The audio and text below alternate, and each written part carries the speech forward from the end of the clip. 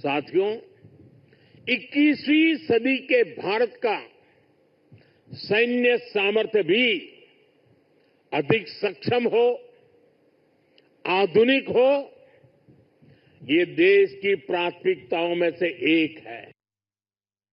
जल हो, थल हो, नभ हो, डीप सी हो या फिर असीम अंतरिक्ष, हर जगह भारत अपने हितों को सुरक्षित कर रहा है।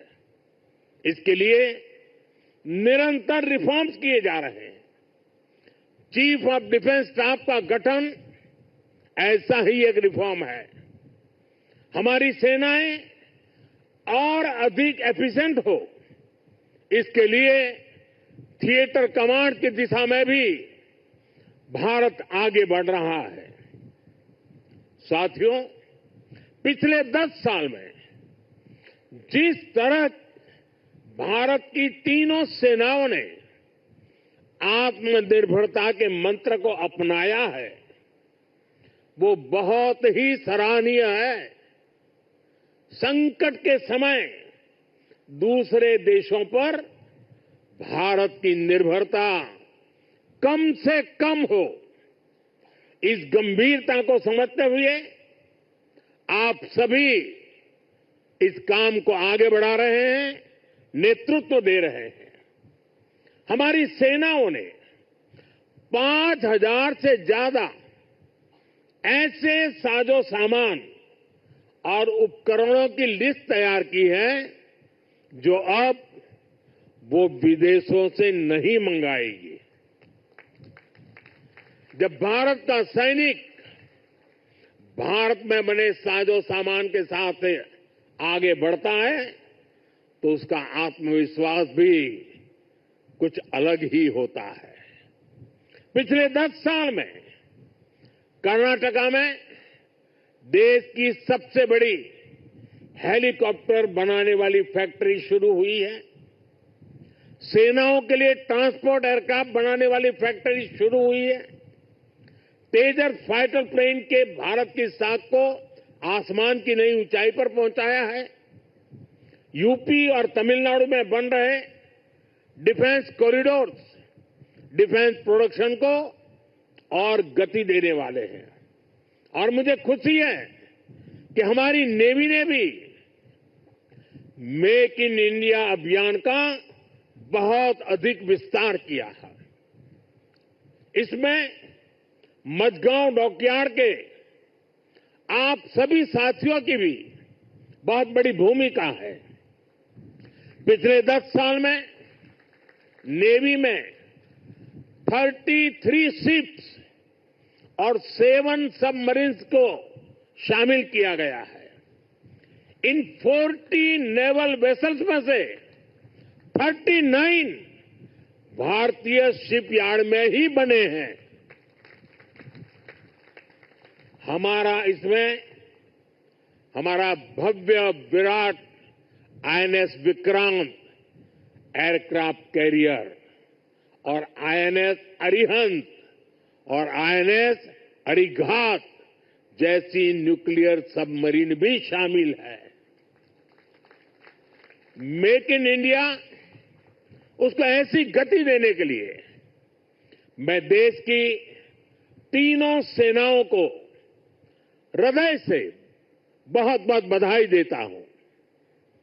आज भारत का डिफेंस प्रोडक्शन 1.25 लाख करोड़ रुपए से ज्यादा हो चुका है। हम 100 से ज्यादा देशों को डिफेंस इक्विपमेंट एक्सपोर्ट कर रहे हैं। मुझे विश्वास है आपके सहयोग से आज भारत तेजी से अपने डिफेंस सेक्टर का कायाकल्प करके दिखाएगा। साथियों, मेक इन इंडिया से भारत की सेनाओं का सामर्थ्य बढ़ने के साथ ही आर्थिक प्रगति के नए द्वार भी खुल रहे हैं। जैसे एक उदाहरण शिप बिल्डिंग इकोसिस्टम का है। आप में से बहुत से लोगों को पता होगा, एक्सपर्ट भी कहते हैं शिप बिल्डिंग में जितना इन्वेस्ट किया जाए उसका 2 गुना पॉजिटिव इंपैक्ट इकोनॉमी पर पड़ता है। यानी अगर हम शिप बिल्डिंग में 1 रुपये लगाते हैं तो इकोनॉमी में 1 रुपया 82 पैसे के आसपास सर्कुलेशन होता है। अब सोचिए, अभी देश में 60 बड़े शिप्स अंडर कंस्ट्रक्शन है। इनकी वैल्यू 1.5 लाख करोड़ रुपए के आसपास है।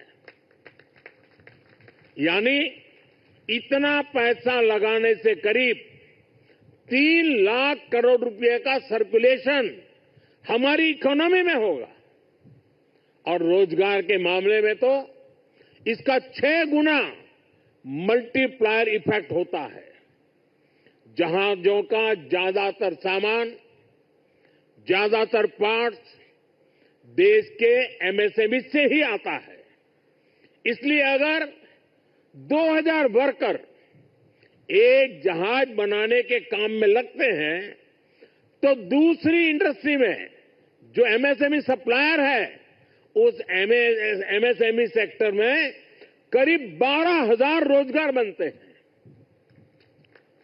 साथियों, आज भारत दुनिया की तीसरी बड़ी इकोनॉमी बनने की तरफ तेजी से आगे बढ़ रहा है। हमारी मैन्युफैक्चरिंग, हमारी एक्सपोर्टिंग कैपेसिटी भी लगातार बढ़ रही है। आने वाले सालों में सैकड़ों नए शिप्स की, नए कंटेनर्स की जरूरत भारत को होगी। इसलिए पोर्ट लेड डेवलपमेंट का मॉडल हमारी इकोनॉमी को गति देने वाला है, रोजगार के हजारों नए मौके बनाने वाला है। साथियों, इस क्षेत्र में कैसे रोजगार बढ़ रहा है, इसका एक उदाहरण सी फेरर्स की संख्या भी है। 2014 में भारत में सी फेरर्स की संख्या 1.25 लाख से भी कम थी। आज ये 2 गुने से भी अधिक बढ़कर लगभग 3 लाख तक पहुंच चुकी है। आज भारत सी फेरर्स की संख्या में विश्व में टॉप 5 में आ गया है। साथियों, हमारी सरकार का तीसरा कार्यकाल अनेक बड़े निर्णयों के साथ शुरू हुआ है। तेज गति से हमने नई नीतियां बनाई हैं, देश की जरूरतों को देखते हुए नए कार्य शुरू किए हैं। देश के हर कोने, हर सेक्टर का विकास हो,